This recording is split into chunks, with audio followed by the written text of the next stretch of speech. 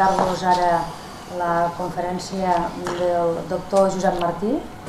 Ell és doctor en Medicina per la Universitat de Barcelona, durant 42 anys metge, i és coordinació del grup de Medi i Salut del CAPS, que és un centre d'anàlisi i programes sanitaris que treballen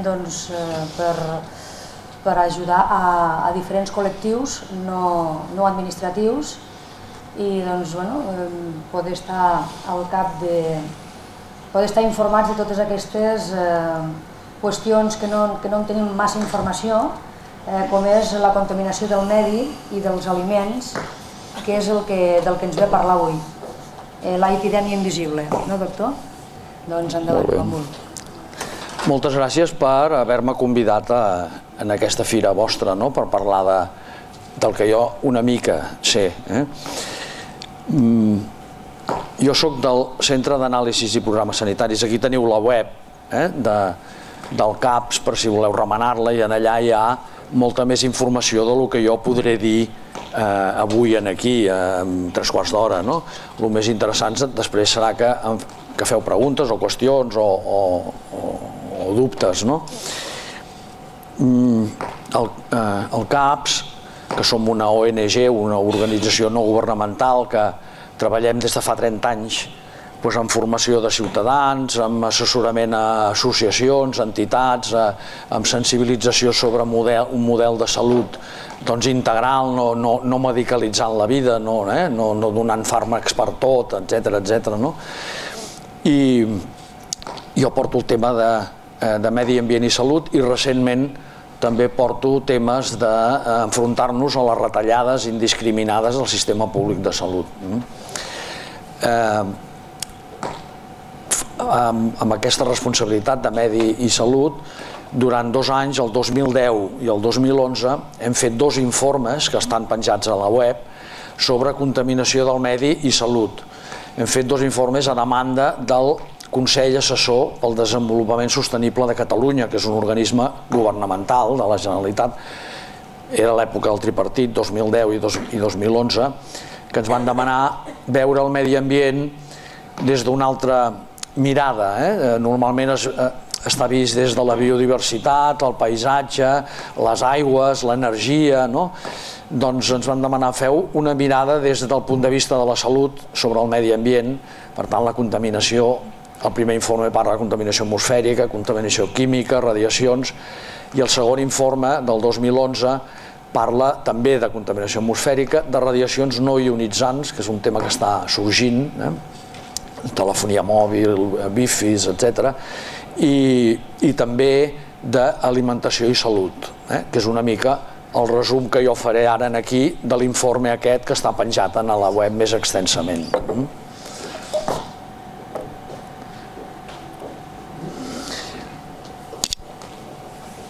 De fet, sempre el medi i els aliments han estat un determinant de la salut.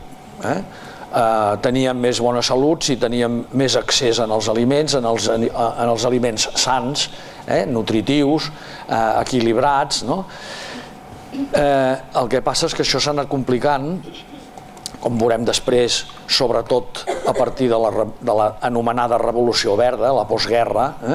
Va començar als Estats Units i es va estendre per tot el món, primer el món civilitzat i després el món en desenvolupament. Ha anat augmentant els problemes que comporta per la salut el fet que els aliments, el que mengem, estigui contaminat.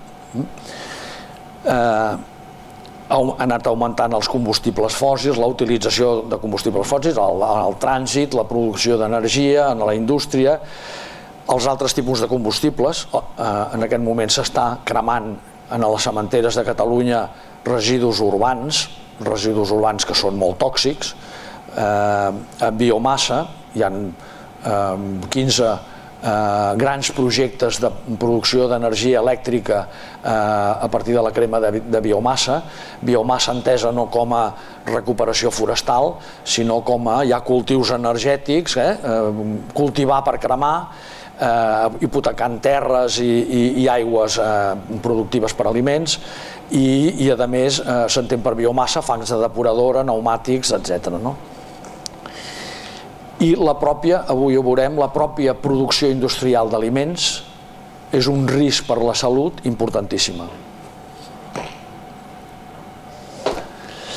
De fet, hi ha, els que veu veure la televisió fa uns quants dies el programa sobre aquest tema, que sortia el Miquel Porta, un catedràtic de la Universitat Autònoma, l'Olea i el propi Josep Pàmies, sortien en aquest programa. Doncs el Miquel Porta, el catedràtic, té un llibre que es diu Nuestra contaminació interna, en el que ha analitzat la sang d'una mostra significativa de població a Catalunya. I va trobar, en la sang, van analitzar, buscaven 19 compostos orgànics persistents, 19 tòxics orgànics que són molt persistents en l'organisme perquè, com que no són liposolubles, són liposolubles, no hidrosolubles, no s'eliminen per l'orina i s'acumulen en les grasses de l'organisme. Doncs en aquesta població representativa de Catalunya, que van analitzar 19 compostos persistents, van trobar una mitja de 11 compostos en la població. Alguns tenien els 19 i el que en tenia menys en tenia 3. Vol dir que podem dir que la població de Catalunya està molt intoxicada per compostos orgànics persistents que després veurem què poden causar. Va trobar més concentració, més compostos i més concentració en la gent gran perquè tenien més anys d'acumulació en el teixit gras, en els obesos, en els grassos, perquè tenen més teixit gras i s'acumulen els greixos. En les dones van trobar més concentració perquè també pel factor estrogènic, pels estrògens, l'hormona femenina, també tenen més component de gras. Però a les dones que havien sigut multípares, que havien tingut molts fills o que donaven de mamar,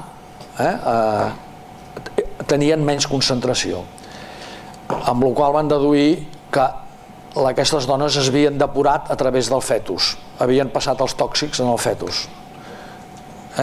Per molts embarassos i a través de la llet, que és molt grassa, havien passat tòxics en el fetus amb totes les conseqüències sobre el fetus.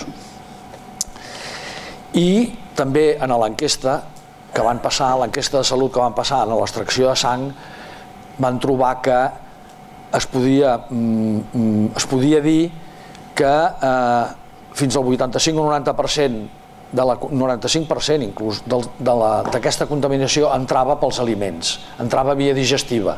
Una mica entra per l'atmosfera, el que viu relativament a prop d'aquestes grans, de llocs de trànsit intens o relativament a prop de grans instal·lacions industrials o elèctriques, etc., de producció d'energia, però els que, encara que hi visquis a prop, la contaminació que surt a la xemeneia es va parar al sol, a l'herba, en els vegetals, això s'ho mengen després els animals, va parar a les aigües en el mar, i es va acumulant a la cadena tròfica, contamina els peixos del mar o dels rius, contamina els sòls encara que sigui petita proporció, però com que són molt persistents en el medi i en l'organisme, es van acumulant, i al final de la cadena tròfica ens mengem la tonyina, el peix espasa, que és el que porta més contaminants, perquè és un peix molt gran que s'alimenta de petits, per tant va concentrant aliment i molt gras, i també va contaminant la cadena tròfica dels animals, dels vegetals també, i després dels animals que van menjant pinsos, etc. A part, com veurem després, de la pròpia producció industrial d'aliments, és a dir, aquest seria una de les vies de contaminació dels aliments, la contaminació del medi, degut al trànsit, a la indústria, a la producció d'energia, etc. Contamina el medi contamina les cadenes tròfiques, els aliments, i ens ho mengem. I una altra via de contaminació dels aliments és la pròpia producció industrial, com veurem ara, dels aliments. Ja no que el medi els passi, sinó en la pròpia producció. Penseu que dels 19 compostos persistents, molts d'ells són plaguicides i herbicides. Entre ells es van trobar DDT i el DDE, que és el metabolit del DDT. DDT està prohibit aquí a Espanya des de fa 15 anys. Doncs encara està en la sang de les persones.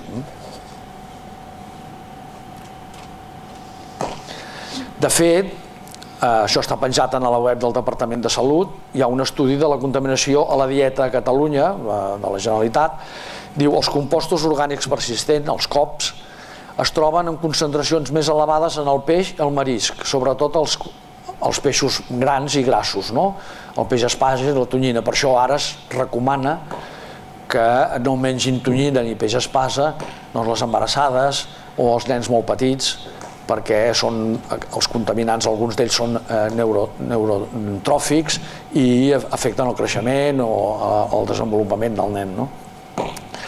Els naftalens policlorats amb olis i greixos, i després els cereals, l'hexaclorobenzè en els làctics i en el peix, els hidrocarburs aromàtics policíclics en els cereals i els greixos, i els metalls en peix i marisc. Això està a la web de la... Després diu la web: aquest any no s'han trobat els límits que sobrepassin el permès legalment, però el permès legalment per la Comunitat Europea són acords entre els estats per dir, bueno, això es pot comercialitzar, però no vol dir que siguin innocus per la salut, perquè aquell any no ha estat per sobre, però l'any següent tampoc no ha estat per sobre, l'altre tampoc, i es van acumulant en els organismes i de fet cada vegada en tenim més de tòxics en el món on vivim. Segurament d'això no ens morirem d'una manera aguda, com hi ha hagut episodis que s'han mort, ara els veurem, que s'han mort la gent d'una manera aguda per la gran concentració de contaminants, però sí que seran productors de malalties, de disrupcions endocrines, de càncers, etc., a la llarga, de patologies que no se sap ben bé, a més de genètiques, quins altres factors influeixen, doncs segurament hi haurà molts d'aquests factors que influeixen. En diem l'epidèmia invisible perquè, esclar, no es veu. Quan tu menges un aliment no veus que està contaminat ni et fa mal en aquell moment, però a poc pot ser causa de moltes patologies cròniques